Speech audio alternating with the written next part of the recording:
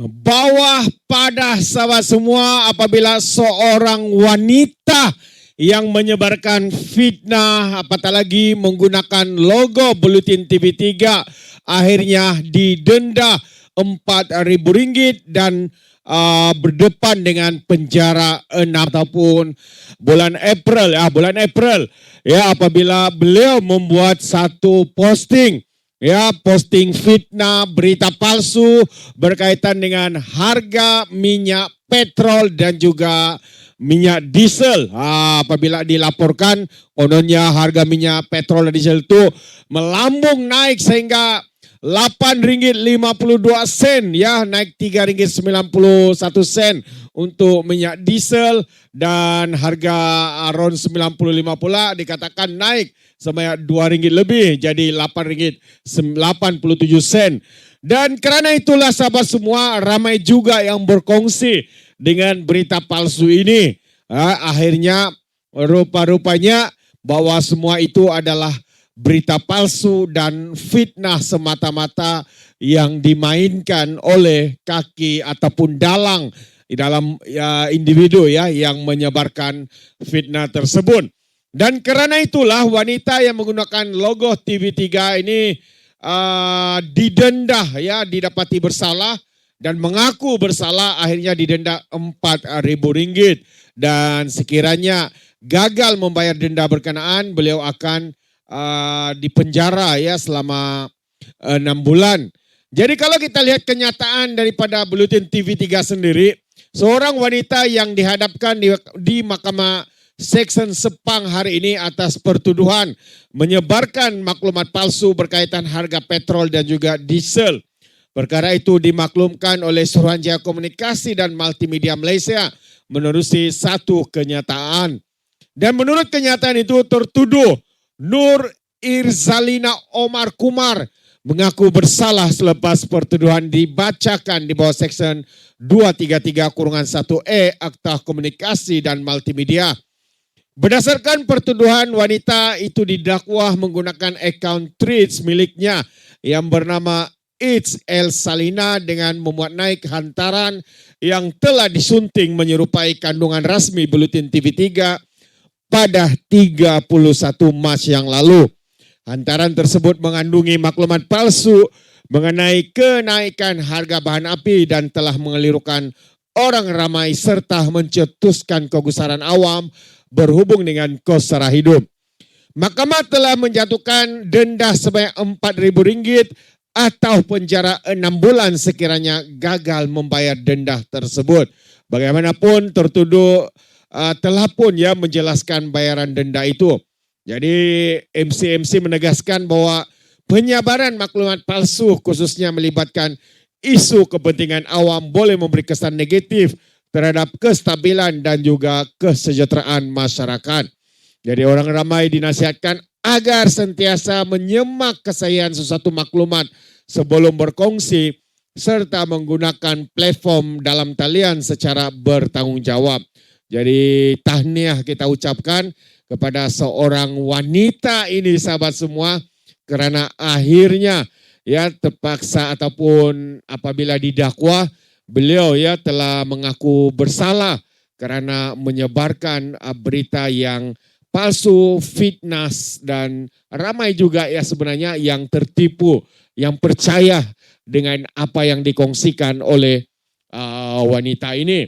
Dan kerana itulah sahabat semua hari ini khususnya budaya anak muda yang kita lihat semakin kurang membaca tular popular penentu sokongan dan kita lihat karena kurangnya anak muda hari ini membaca begitu mudah mereka percaya dengan fitnah berita-berita palsu yang disebarkan oleh kaki-kaki penghasut penfitnah ini. Begitu juga dengan isu politik hari ini.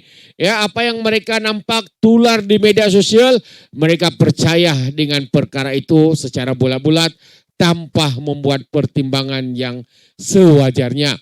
Jadi budaya penulisan, pertukaran ide dan perkembangan gagasan dalam media alternatif menjadi antara faktor utama yang menggerakkan kebangkitan anak muda ketika era reformasi, kata Setiausaha Majlis Pimpinan Keadilan Pahang, Zukri Aksa.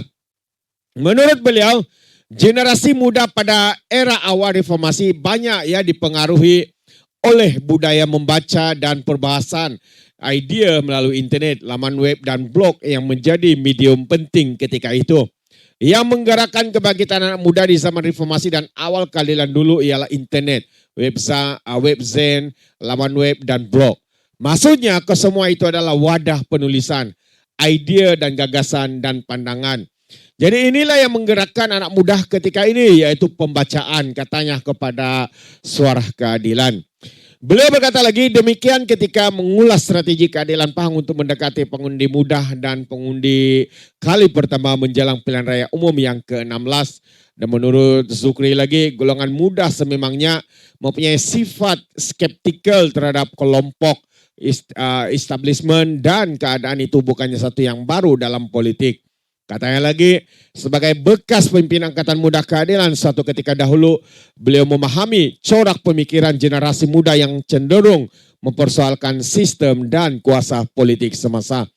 Jadi beliau berkata dia pernah muda dan pernah menjadi Exco Angkatan Muda Keadilan Malaysia antara tahun 2003 ke 2007. Sebab itu katanya dia faham generasi remaja dan anak muda biasanya mencurigai establishment, katanya. Bagaimanapun beliau berpandangan landscape media sosial hari ini memberi cabaran lebih besar kepada parti politik kerana kandungannya lebih menjurus kepada elemen tular dan populariti berbanding pembinaan idea serta budaya ilmu. Menurutnya lagi, platform media sosial seperti Titi dan Insta kini lebih menekankan kandungan pantas yang kurang menggalakkan budaya membaca dalam kalangan generasi muda. Anak muda hari ini hidup dalam dunia media sosial yang sangat terancam kandungannya. Media sosial baru seperti Titi dan Insta tidak lagi mengajar pengikutnya membaca, tapi lebih kepada suapan kandungan yang mementingkan tular, viral dan popular. Beliau berkata keadaan itu kadang kalah katanya memberi kesan negatif kepada pemikiran generasi muda dan menjadi cabaran besar kepada parti politik dalam menyampaikan mesej secara lebih mendalam. Sehubungan itu, beliau berkata keadilan tidak boleh hanya bergantung kepada pendekatan konvensional seperti turun pandang semata-mata. Sebaliknya perlu memasuki ruang media sosial anak muda dengan kandungan yang lebih membina. Mau tidak mau katanya kita perlu masuk ke dalam dunia media sosial mereka dan kembali menyuntik satu perkara yang asas, yaitu ikrah, membaca, katanya lagi.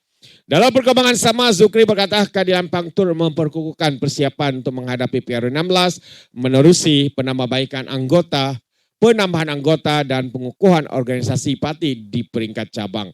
Jadi itu antara pandangan seorang yang bekas pemimpin dalam Angkatan Muda Keadilan, sahabat semua, dan saya sangat setuju dengan kenyataan itu. Sebab hari ini apa saja yang viral mereka percaya bulat-bulat tanpa memahami perkara itu betul ataupun palsu. Seperti mana yang saya kongsikan isu harga minyak petrol dan juga diesel. Ramai yang percaya, ramai juga yang kongsi, share perkongsian tersebut. Tapi akhirnya terbukti semua itu fitnah, berita palsu semata-mata.